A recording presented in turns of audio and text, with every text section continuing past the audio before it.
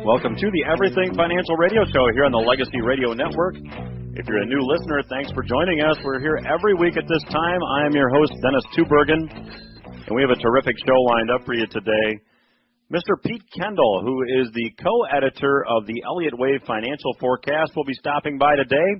We'll have a conversation with him based upon his research, and we'll ask him where he thinks the markets are headed. You'll want to stay tuned for that.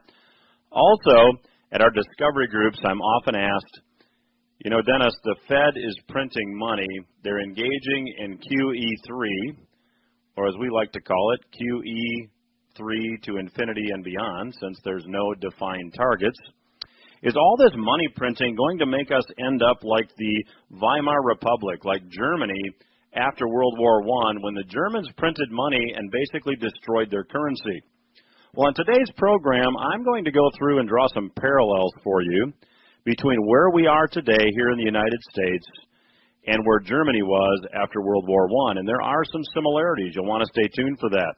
But I'm also going to give you the other part of the story. See, everyone remembers that Germany printed enough money that folks would end up going to the grocery store with a wheelbarrow full of paper money to buy bread, but they forget about the other half of the story. And it's the other half of the story that's really even more important. And I'll be covering that on today's program. Quick reminder, if you have not attended one of our discovery groups, I would invite you to go to personallegacyseminars.com. That's personallegacyseminars.com. And get some more information. We'll talk to you at the discovery groups about the current economic winter season. We'll talk to you about inflation or deflation, what to expect and what strategies you might consider to protect yourself. We will be at Railside Golf Club in Byron Center on Thursday, November the 1st, and we'll be out at Stonewater Country Club in Caledonia on Thursday, November the 8th. Go to personallegacyseminars.com to get more information. Also, if you would like to get our 2012 guide, Surviving a Market Crash, we've held it over for one more week. You'll need to go to investingapproach.com to request your free copy of the guide. All you have to do is enter your name and address, and we'll be very glad to send it to you free of charge. Again, that is investingapproach.com to request your 2012 guide, Surviving a Market Crash. If you want to go back and listen to an interview, last week we had Dr. Bob McHugh on the show. We had Harry Dent on the show a couple of weeks ago, Ian Gordon, Carl Denninger, Professor Lawrence Kotlikoff, Dr. Gary Schilling. All the interviews with our guest experts are posted online. All you have to do is go to everythingfinancialradio.com, everythingfinancialradio.com. There's a link at the top of the page that says listen to previous shows. All you have to do is click on that link, and you can go listen to those interviews in their entirety. And if you're more technically adept than me, you can even download them to whatever gizmo it is you use to listen to your music or interviews. So, again, that website is everythingfinancialradio.com. I have the pleasure of interviewing Mr. Pete Kendall today, who is one of the editors of the Elliott Wave Financial Forecast. Longtime listeners might remember my interview with Robert Prechter Jr., who is the president of Elliott Wave International. The Elliott Wave Financial Forecast is a publication of Elliott Wave International. And, Pete, welcome to the program. Hello, Dennis. Thanks for having me. Pete, for our new listeners, those that may have missed the interview with Bob Prechter, tell us a bit about your organization, Elliott Wave International, and the type of work that you do. Sure. Our organization is the Elliott Wave International. We've been around since the late 1970s. The company was started by Robert Prechter, based principally on a theory of stock market action. We're first of all technicians, and then beyond that we have a specific approach which to say we're technicians, and then also Elliottians means that we deal with stock prices themselves, and that the fundamentals are secondary to the market action. We follow the stock market and try to determine its future course based on its past action. And in doing so, we're a little different in that we like to go way back in history, because we think we can glean something from those patterns, like, say, from the early 1930s right to the present day. And we've been with more beyond that. What we found is that this theory actually applies outside of the markets. We have an extra market fold, which is called the study of socioeconomics, which takes the market activity and relate. We ask the question, well, what is moving the market if it's not the fundamentals? It's something that we call social mood, which moves the market. So it also gets into the culture at large. So that expands our horizon into all manner of activities, from political elections to rock and roll music. Pete, your organization has been around a long time, and if I'm a listener out there and I say, I'm an organization and I look at what markets have done in the past, and I try to translate that to maybe where the market is headed in the future, comment on the validity of that. I mean, how accurate can that type of forecasting model actually be? And talk to someone that might be skeptical. I would say we're still here. We've been here in business since the 1970s, and the theory itself dates back to the 1930s, which is when Elliott developed it.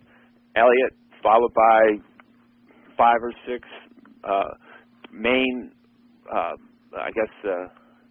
arbiters of the Elliott wave principle, have put forward forecasts on the stock market on an ongoing basis since the late 1930s. They haven't always been right, but there's a consistency to it, and 2 different Elliott wave practitioners may disagree, but when we look back, we always seem to, in real time, as we look back at the stock market, the pattern is, you may not know it as it's happening, but in retrospect, the pattern always appears, and this has been in place since the 1930s. So we have a long history, and we think it's one that validates the wave principle. In your recent newsletter, Pete, you state that it's your belief that the current stock market rally is a bear market rally. Can you comment on some of the evidence out there that caused you to reach that conclusion? Well, there's a great deal of evidence, and I think the primary thing is the patterns that are the pattern of the rise to date.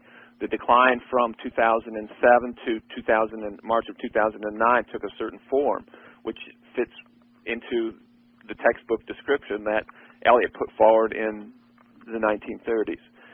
It's a 5-wave move, in other words, with a rally from the March 2009 low that is what we would call just kind of a mess. It doesn't really have the impulsive form that the decline did, and that would imply that it's not the main trend, it's a counter-trend rally that will ultimately give way to a renewed bear market. So you're expecting that the U.S. stock market indices moving ahead will likely move down. Can you give us some idea as to what types of targets you're looking at, what types of downside targets, and to the extent you're comfortable, time frames, and then maybe comment on why you've reached those conclusions? Surely. We think that the stock market has been in a long-term uptrend basically from the initiation of the Republic in the late 1700s. That's a big bull market, and there is a action, and every action, according to the theory, has a countervailing reaction. There is within that another bull market which starts in 1932 and extends through 2000. Since 2000, however, we've been in what we would call a transition or peaking process, and we think that is, actually the peak of 2007 will hold, as I explained, for the form that we believe is in place there, and that we're now turning the corner into a decline that will carry substantially lower. As far as targets, I think the main thing to keep in mind is that we're still along the top edge of this bull market. There's a trend line that runs all the way back to 1937, or actually it encompasses the rise all the way back from 1932, and we've been rising up and clinging to that trend line. And what we believe is that we'll move back down all the way through that to the bottom of that trend channel, which means the Dow will definitely move through the lows that were established in March of 2009. for all the major indices. So you're expecting that we will see a market decline, and that decline will actually see the market go lower than 2001 and 2008. That's right. In whatever index you want to pick, we should go through that low, substantially through that low. Well, Pete, very fascinating work, and when we come back after the break, I want to chat a little bit about socioeconomics and talk about what it is, and talk about this whole idea of socioeconomics and apply it to what the Federal Reserve is doing. You had an article in your recent newsletter that I thought was just fascinating. If someone's listening to this and they want to learn more about the Elliott Wave Financial Forecast or Elliott Wave International, what would you advise them to do? I would advise them, first of all, to get the textbook. This is the book that Bob Prechter wrote with A.J. Frost in the 1970s, and to follow the markets, study it, and in conjunction with that, we have various newsletters which are also available, and you can kind of, it's an open book. It's not a black box, and this is the key to it. So I would definitely advise them to get the textbook, which they can do through ElliottWave.com. And, of course, we have the Elliott Wave Theorist, which is written by Bob Prechter, or the Financial Forecast, which is written by Steve Hochberg and myself. Okay, and that website, once again? ElliottWave.com, 2 L's and 2 T's in Elliott. ElliottWave.com, terrific. I'd encourage the listeners to go check that out. We will continue our conversation with Mr. Pete Kendall of Elliott Wave International after these words. Stay with us.